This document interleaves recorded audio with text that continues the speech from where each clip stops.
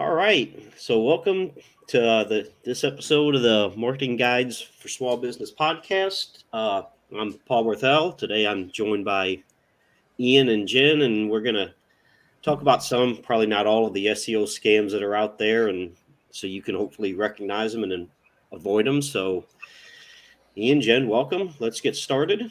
And I'm going to start off real quick saying that, and because I get this so often, is these super low prices. You see it all the time. And it usually comes from some free email. It's not even a domain-based email. It comes from Gmail or Hotmail, and it's usually poorly worded. Google One ranking, $50 a month, and it's bad because a lot of people, they don't realize that SEO takes work, and you generally get what you pay for.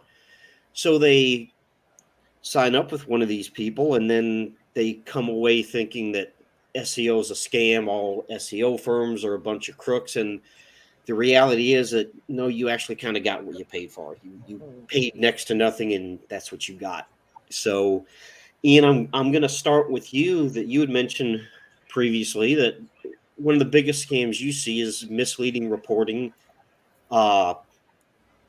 Great sounding reports, but the keywords aren't that great. So can you talk about that? Yeah, I mean, I get this one a lot, especially from prospects who have been burned by, or at least they feel they've been burned by their previous SEO, usually multiple SEO providers, and it's unfortunate. And kind of the big thing I see is that once you start to unpack it a little bit with them, and you get past the anger of, I was investing this amount of money and I don't feel I got, the results I wanted. Once we start to unpack it a little bit, I learned that a lot of it had to do with they continued in this relationship and these relationships, because again, it was almost like these serial relationships for multiple years, because the reporting they were getting sounded okay, but the true results, like when they tried to match up, every business should be doing this, is matching up what their marketing provider is saying with what their actual business results are. And a good marketer will try to connect those, or help you as a business owner try to connect those. So if you're investing in SEO, that SEO person, if possible, again, you're not going to get this for $50 a month, because they're not investing enough into it for you. But really, it should be connecting those two things. And so what I mean by that is that as a business owner, you want more visitors to your website, but you want qualified visitors, and you want leads that will ultimately turn into clients.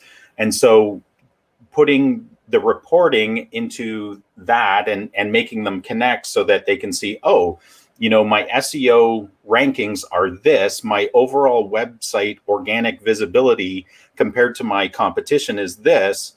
And I can see on my side, when I look at number of new leads I'm getting per day through phone calls and form fills and referrals, is this, and I'm seeing it rise in an equivalent manner to the reporting I'm seeing, all is well. When you see a disparity, that's the problem. So one of the biggest issues, and I think Jen's going to share a little bit more about this, but one of the biggest issues I see is that people are getting reports every month, because as an SEO provider, you have to provide something, proof that we're doing something for you. And so they provide these number one ranking reports where it's, and I've seen these because clients I've won have shown me what the previous provider was giving them. And it's just this list that the client doesn't understand, but it looks like number one, like, hey, wow, we're ranking, we're ranking number one. And they don't even know how to scrutinize what those keywords are, even though they're listed, or the value of those keywords. So yes, anybody, even for $50, can rank you for keywords. They'll eventually get you in the number one position. But if those keywords are of such low value that if they're not attracting qualified buyers, if qualified buyers aren't entering those search terms, then they mean nothing. And so that's the kind of misleading reporting I see a ton of. And it makes me really angry as somebody in this business, because I know that every dollar I invest in my own marketing for my business is very precious to me. It's a risk, and you want a reward from it. And so it's upsetting to see business owners who work very hard for every dollar, losing out and giving money away to people that aren't providing a good return on investment back. Yeah. Ian, you mentioned saying prospects showing you these reports. What do you mean by that? Like in the time where you're talking about taking on a new client, they're showing you what other companies are giving them? Yeah, some do, because once we start to, my sales process is very relationship focused. I'm not a hard sales kind of guy. I'm more about, educating and informing people and helping them make an informed buying decision. So in particular, we're talking about SEO today. Oftentimes I'll provide them with some sort of visibility report. I'll ask them like, give me your top 3 competitors.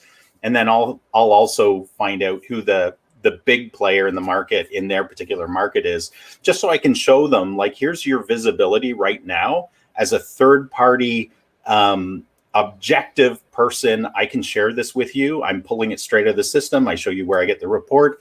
And then they'll say, well, geez, that's not lining up with this. And they'll send me a PDF, and I'll say, yeah, but look at the keywords that they're giving you.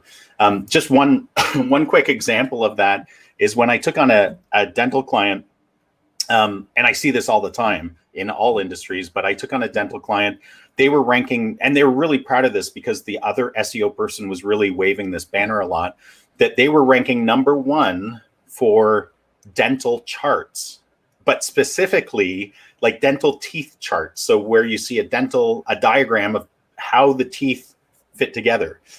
But they were actually ranking well for human dental teeth charts, but also cat dental teeth charts, horse dental teeth. And those, even the human dental teeth charts, are totally meaningless from a transactional, I'm looking for a dentist. Nobody looks for dental teeth charts when they're looking for a dentist. No. Maybe when they're researching a school project. Yeah, but that's not even a potential client. So, yeah. No. Oh, geez. Wow. Yeah, those are some good points. And the whole keywords, that's a whole nother issue in how Google has changed the way they deal with them over the years. So we won't go there right now. Can I share one more thing? Because I thought this would be helpful as I was thinking about this topic ahead of time. One of the things, and this might weave itself through our discussion today, but one thing that kept popping up in my mind is, it's great that we're kind of talking about scams and with our listeners so that they're aware that these things are out there. But I thought it would also be helpful to share like how to avoid these. So this particular one, I just wrote down a few bullet points. And the first thing to know is, and this might apply to a lot of what we're talking about today, but there's no silver bullet here. It's hard as a business owner, if you're not an expert in SEO, to understand what the SEO experts are actually saying. But if you ask these questions, they will help you a lot. So, asking the SEO person, how do you choose the keywords that you're going to help us rank for? And how do you integrate my competition into that research? Another question is, what keywords will you report on every month? Are those based on ranking or on volume, or on both factors? How do you link website conversions to SEO efforts? So actually, like if people are filling in forms or, clicking to call, how do you link those to the SEO efforts? And how will I know that my SEO investment I'm making is growing my business? And just put them on the spot and hold them accountable. Mm-hmm. And watch them not respond to your email. and that's a great sign that they're not the right people. That's a good point, Jen. Well, the thing is, there's SEO, like Ian said, there's no silver bullet. There's no one thing you can do, because Google is looking at signals. And I won't get into entities. I know we've touched on it in the past, but Google isn't looking at one thing. Google is looking basically at your online presence and your online signals that are generated, and it goes back to expertise, trust, and authority. And we won't get into that either right now, but there's no one thing you can do. It's not, if I do this, I'm going to rank number one. That's just not how it works. But Jen, another one, want to be a little careful here. Guest posts. Now, not all guest posts are a scam, but it could be. So what would turn that from a legitimate offer into something that's a scam? Okay, so guest posts, and I'm glad you said not all of them are a scam. There are legitimate writers out there looking to either get their start or get into your industry, or legitimately become your content writer by offering guest posts. And what we mean by guest posts is a guest blog post. So typically these will come into your email. Typically there will be a lot of fawning over how great your content already is. I could add so much more to it. One of the warning signs that I would see, or that I do see, that you can tell is probably not legit, probably not a writer looking to actually help you, is if they start right in the first email pitch to say, I would like to have you link to this article, or I have written these articles, and I think that my knowledge in this area can help you. And if you look through and those articles have nothing to do with your business, your industry, there's a good chance right there that this isn't a legitimate offer for you. As well, if you do go further with it, sometimes what they do is end up embedding links into that post that drive traffic back to their own blog network, which may have nothing, or usually has nothing to do with your industry or helping you whatsoever.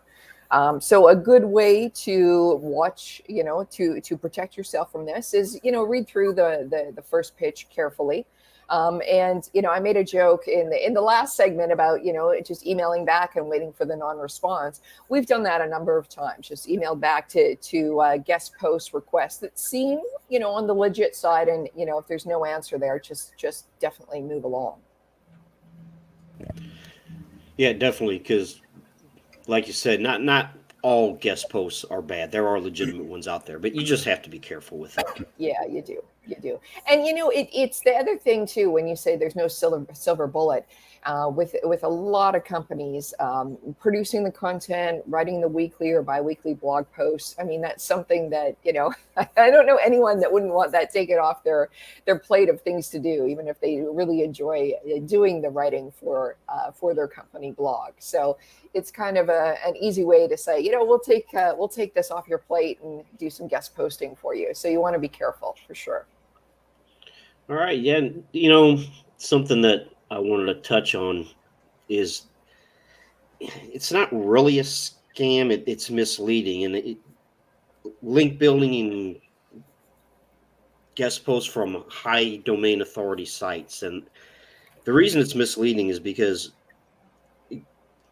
Google doesn't rank websites. Google ranks web pages, and Google does not use a domain authority metric. They do have a page rank, which they hide. It used to be visible. You can't find it anymore. Domain authority comes from SEO tools that they get these signals from Google, and they look at how you rank, your visitors, the quality of your traffic, the expertise, authority, and trust, and they assign a domain authority. But it's a proprietary metric. SEMrush has it, Moz has it, and it's a way to give you a guide as to how trustworthy a website is. But it has nothing to do with Google. So if someone comes along and says, well, we can get you these links from these high domain authority sites, now, okay, if it's Forbes, yeah, obviously that's definitely a very high authority site. But is it relevant to what you do? So that's the first thing, is just because it's a very well-known, well-trusted website, if it's irrelevant to your business, Google's pretty much going to ignore it. So it doesn't matter much. But just be aware that Google does not use the domain authority metric. It's something SEO tools, and it's valuable to people in the SEO industry, but it's from Google's perspective, it doesn't mean anything. Yeah, and just I think that's a great point, Paul. And just to clarify, just for the listeners, nobody knows what's in Google's algorithm. The only way we as SEO experts understand what's happening is through trial, error, and testing, having hypothesis, testing those hypotheses and making them work. And there's thousands of really, really good experts in the field that they eat and breathe this stuff, and they're the ones that feed tools like the SEMrush in order to draw out things like the domain authority or ranking visibility reports. And it's true that Google doesn't use those, but it is our only way as businesses to try to crack the code. And it's the very best way, actually. There's no other ways to really do it, to crack the code of what will help you rank better in Google. I just thought it was worth saying that because it makes it sound like it doesn't matter, but it does matter, because it's the only way we as businesses can try to figure out what's going to help my website or my client's website rank better in the Google algorithm, which only Google knows about. Yeah, so it's like there's a curtain there, and we're trying to figure out what's behind the curtain, and so you maybe throw things behind the curtain and see what comes back at you or something. I don't know, that maybe that's not a good algorithm analogy, but yeah, it's definitely useful, and it matters to, like you said, to people in the SEO world. It just doesn't matter to Google. Mm-hmm. Nothing matters to Google except our money.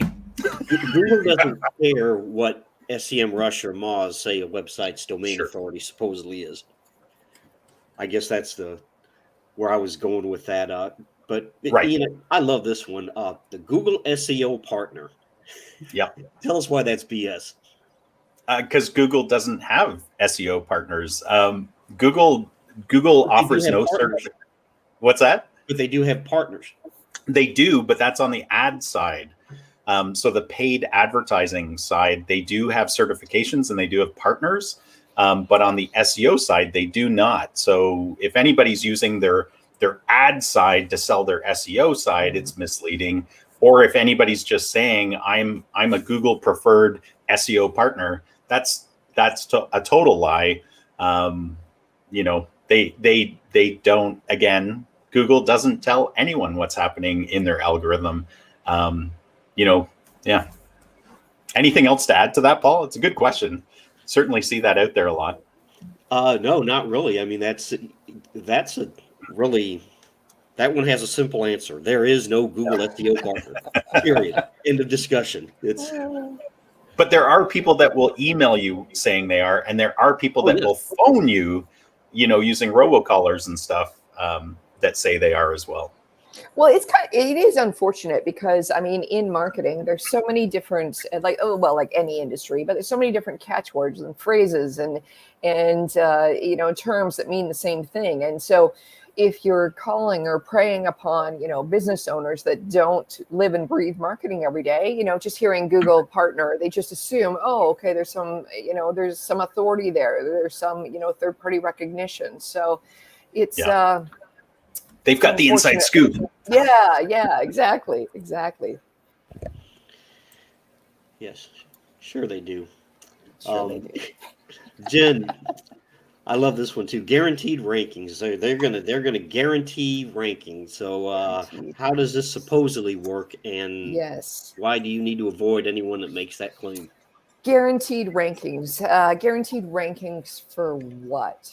No, that's the thing. So we can get you on first page of Google is usually and this is leading on with that Google SEO partner. They use snippets of the end result that a lot of us are looking for in a misleading way. So on the first page of Google, so we all hear it's important to be on the first page of Google. No one goes on the second page of Google. So you can you can think as a business owner, you're thinking, of course, I want to rank in my industry or for my products or my services on the first page of Google. And I think that's where the scam really happens, because in the mind of the business owner, they're thinking, oh, okay, first page that makes sense for my audience. But what really is happening is first page of Google for what keyword? And that's the problem. That's where the scam comes in. And so just like, I mean, that example of, was it human teeth charts? That's what I was going to say. Cat teeth charts. I mean, in the realm of dentistry, certainly it's related, but not to the point of a local dentist needing more consumers to come in and get dental work done. Nobody in there, nobody as a consumer is going to type into Google, where can I get my dental charts, read, or I don't even know the term we would use.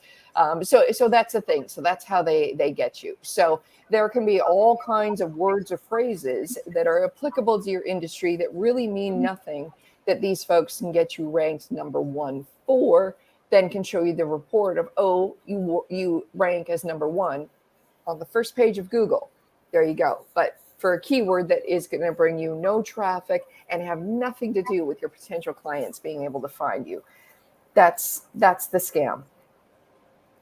Yeah, and the thing that goes along with that is and it probably goes all the way back to what Paul was saying about the $50 a month kind of, you pay $50, you get $50 worth, is that no business, no SEO provider can do competent keyword research for that amount of money. It takes work and it takes time in order to think like the consumer for whatever business you're looking at, and to do the research that draws out the actual keywords that are representing what qualified buyers will search. So like it's without that, and if somebody tries to sell you SEO without some form of keyword research in it, it's garbage in, garbage out, right? You're not going to get good results. Yeah, it really is. It really is. And that you touched on the word volume, and I know it might sound obvious to us, but we want to be sure that there's enough people searching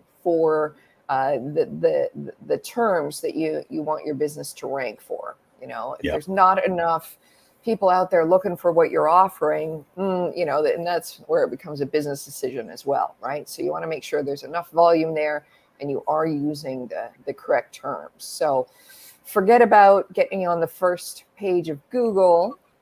Like, forget about that being the end goal, but remember, the first page of Google for what, in which industry, right? You want to qualify that. And I think we can use Ian's, you had a 5-point questionnaire to ask your potential Google scammer.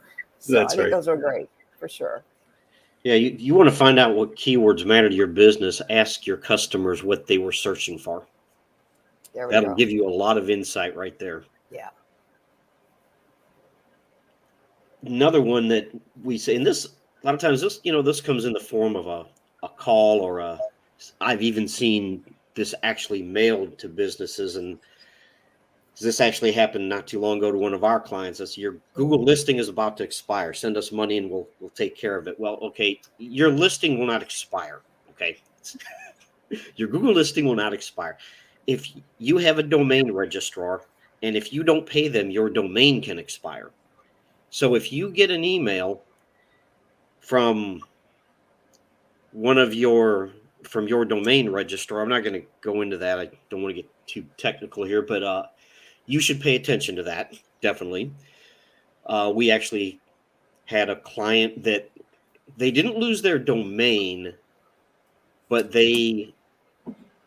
and fortunately their website was actually hosted with us, but they had a hosting account because the previous company had moved their name servers over to their hosting company, and all their email was tied to that hosting company.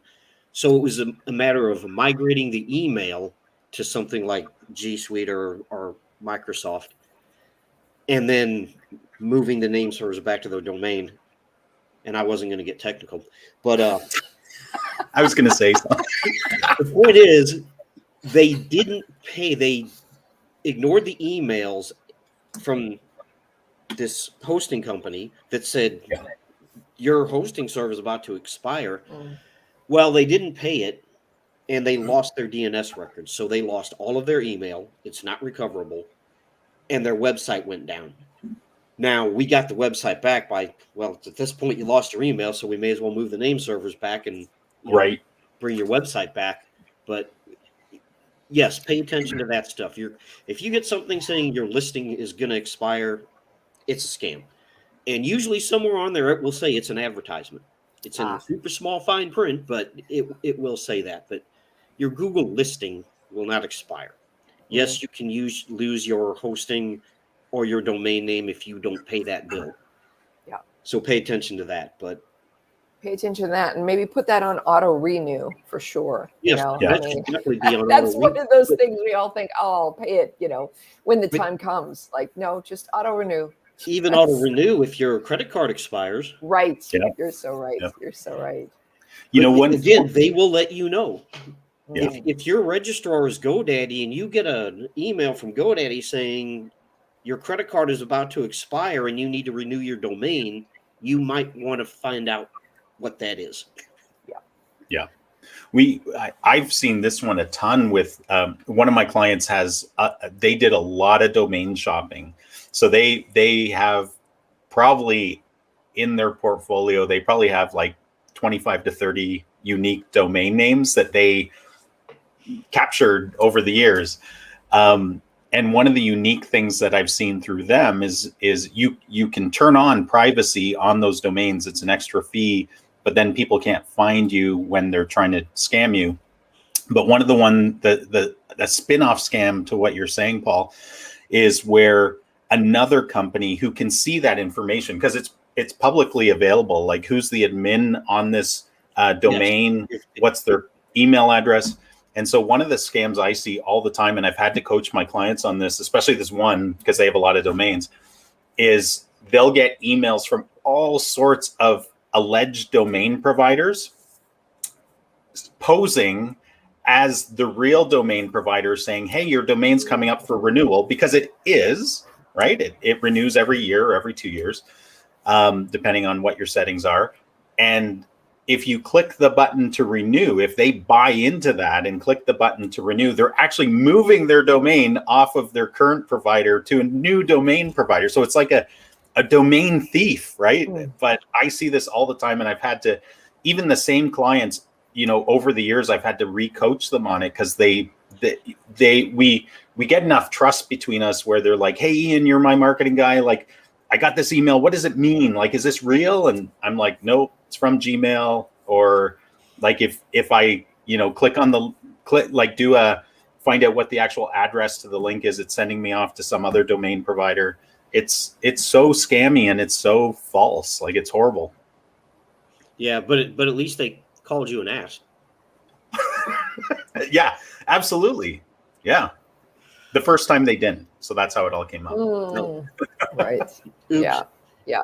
I think that's one thing, actually, you know, so for folks listening, if they haven't been exposed to this yet, or if they have and they're like, oh, I didn't know what to do. I mean, in your own personal network, even if you don't have, you know, a marketing team helping you out yet, or you're handling it all in-house, in your network, you've got the technical guy or girl that, you know, is able to answer any question. So I would say just, you know, run it by them. Just, I received this. Can you just, what do you think? Is this a scam? Is it not? So someone that's really knows what's happening technically would be able to spot that a million miles away. So there is a little bit of hope. If you're unsure, just get, you know, a quick second opinion. Well, Trusted advisor. And know where things are. Okay, you don't have to understand things from a technical perspective, but know what a domain is, who your domain registrar is, who your web host is, who your email provider is. And if you get one of these emails, if you get something about your domain expiring and you know, okay, I know my domain registrar is GoDaddy, you can call GoDaddy and ask them. True. Good point. But know where things are. Good point. That will help you avoid all of those things. Yeah, that's very true. A bunch of clients actually ask us to just change all the admins in all the admin settings in their stuff, like for their domains, for their hosting, or if we're hosting it, it doesn't matter because we are the admins, but to change it to us, because once we become their trusted advisor or guide or partner, they're like, I don't want to have to worry about this. I don't want to get scammed, and you're the best person to figure this out. So you'll get the email and then you can figure it out. Yeah, because usually they give you 3 different points of contact: the admin, the technical, and the regular account contact. But Ian, here, so when I see this all the time, I'm sure you do too. It's like you'll get an email. Your website isn't ranking for these really important keywords. They don't tell you what they are. Now, but that can be scary if you're a business owner. It's, hey, I need to rank for certain keywords. So what's wrong with that? What are they really doing? Yeah, and just to let the listeners know, like, you guys aren't alone. Like, it's actually quite funny because I don't know about Paul and Jen, but I get emails all the time from SEO providers saying, hey, your rankings are no good, or hey, we can help you with your SEO, or hey. So because I get those, I can actually scrutinize them a bit on behalf of my business, but also on behalf of my clients. And the first thing, is that most of these emails that come to you are from people that have never looked at your website. Like, I would say 99.9%. So there might be a 0.1% of businesses that actually do scrutinize your website and they're trying to prospect you. But the lion's share of them are just robo emailers that get a list. They're like, I'm going to send this to all of the plumbers in the United States of America. and they just going through that list and they're sending out these things, right? Saying you're not ranking for the best keywords. So I would scrutinize the email. I would scrutinize who it's from. Again, always look at, is it a Gmail account that the email is actually from, or a Yahoo, or like, if it's a free email account, just delete it. Like, it's not a legitimate business. If they can't stand behind their own brand, you don't want to talk to them.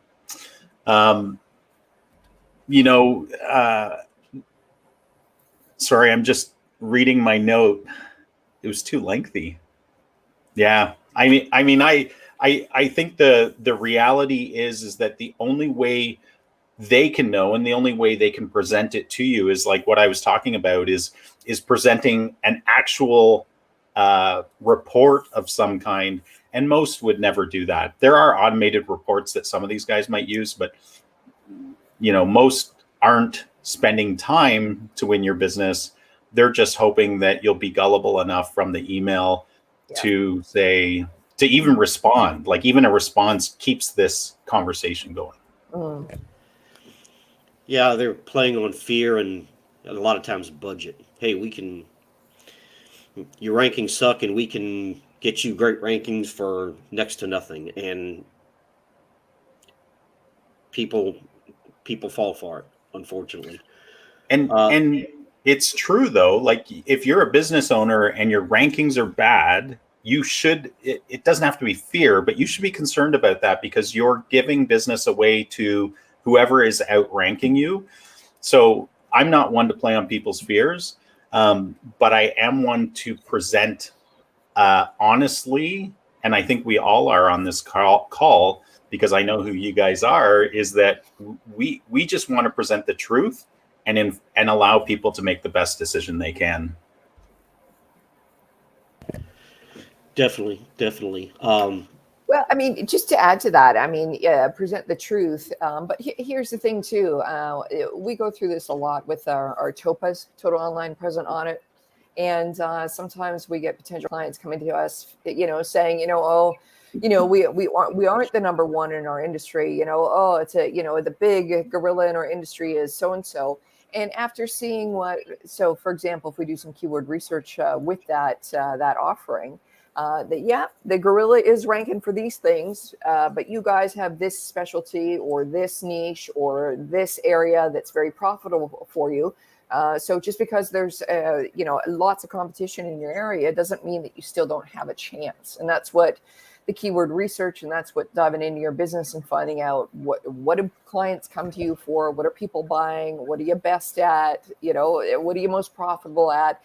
It's a whole real business discussion around around having SEO help your business. So there's to say that, I mean, there is a lot of hope, even if you weren't the number one gorilla in your industry.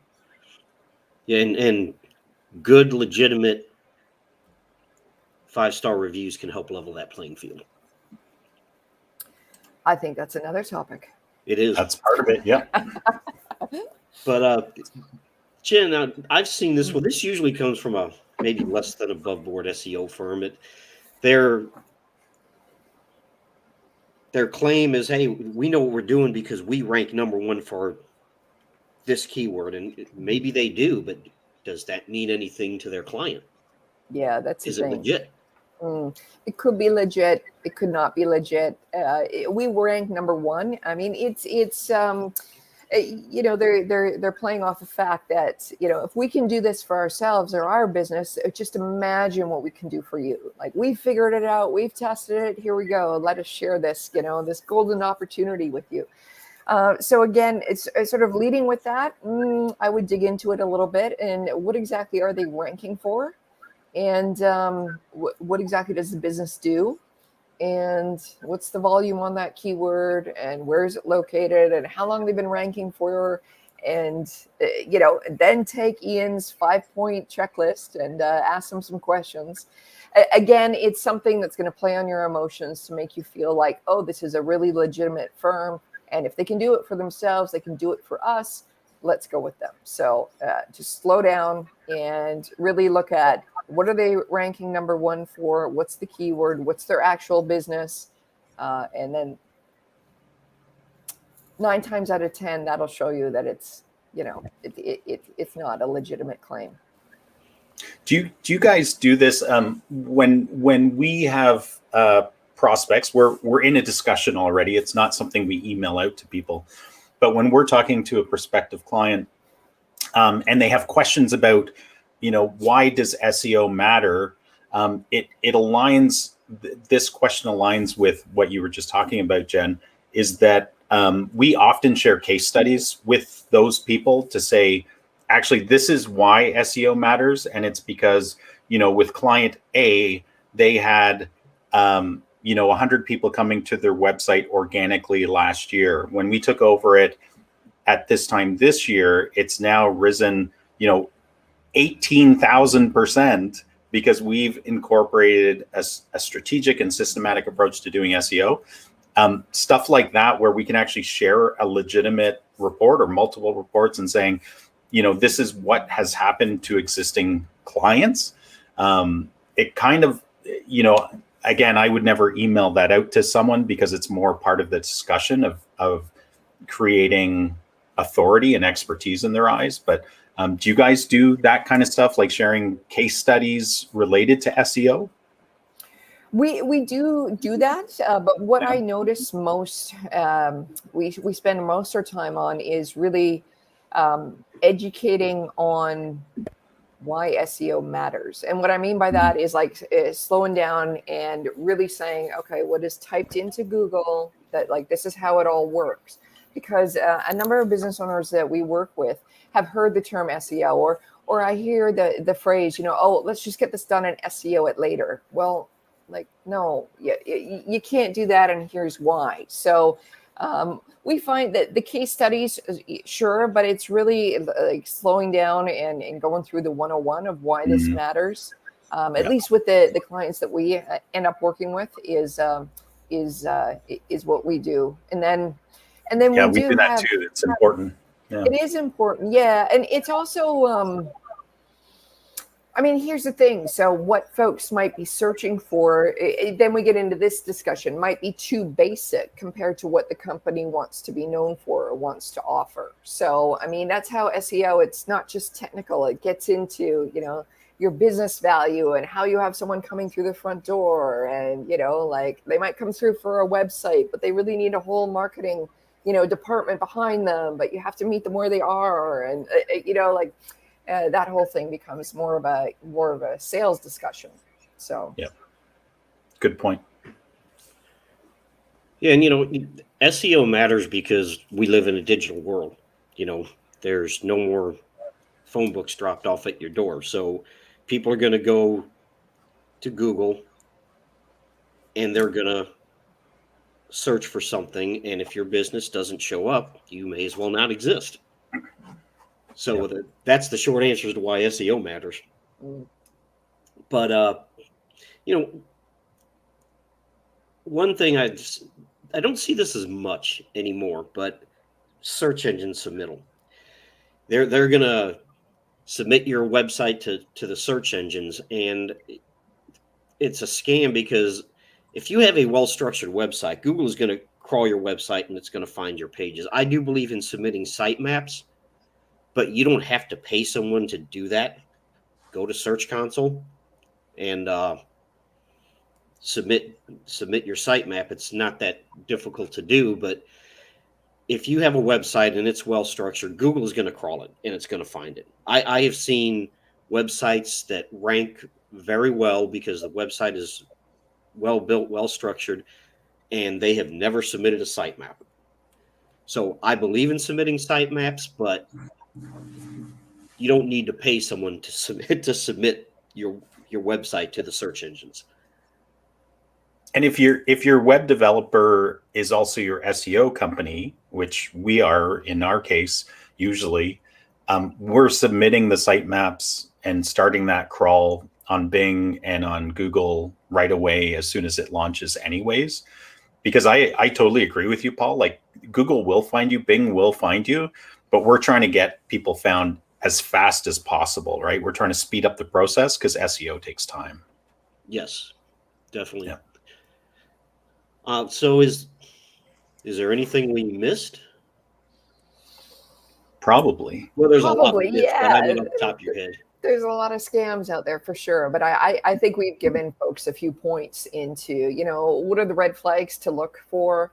What are some of the things that you could ask a potential company or consultant if you're, not too sure about this SEO offer that they seem to be pitching you? So just, absolutely beware. Yeah, and just to go along with what you said earlier, Jen, like SEO can be a super valuable part of your overall, the way you attract and acquire new customers or clients or patients.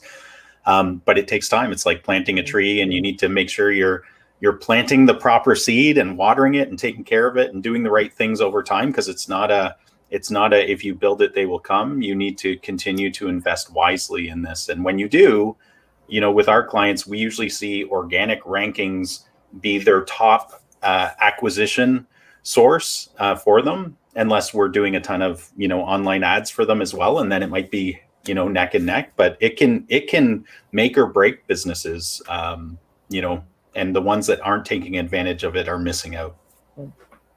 Yeah, it takes time, and it's an ongoing effort. It's not, I guess that's the other thing I'd point out real quick. I know we're getting close to our time here, but it's not set it and forget it, one and done. Google changes their algorithm on a daily basis, and I'm not saying that SEO is necessarily a daily thing, but you can't. And we have been contacted by businesses say, "Well, if I hire you for 3 months, what results will I get?" Well, probably not much in 3 months, but because it can take 6 months to actually start to see results. And then if you stop and your competitor doesn't, and that's one of the most important things to remember, is how much you have to do is largely dependent on what your competitors are doing. Yeah. If your competitors are doing nothing, then you probably don't have to do that much. But if you have a competitor that is really making a serious effort and they're all over the place, they're on social media and they're doing paid advertising, and they are hiring, they have a company doing SEO, and they're posting regular content, and they're putting videos out on YouTube. Well, if you want to compete with them, you're going to have to match that effort and that spend. Yeah, I always like sports analogies, and the one I think of is it could be any sport, but football comes to mind. It's SEO is what you were just saying, Paul, is like if your competitors are fielding a full team of football players against you, and you've only got your quarterback out there, you're going to get crushed, right? You will get crushed. So you need to make sure that you're fielding a full, complete, robust SEO strategy to combat these guys.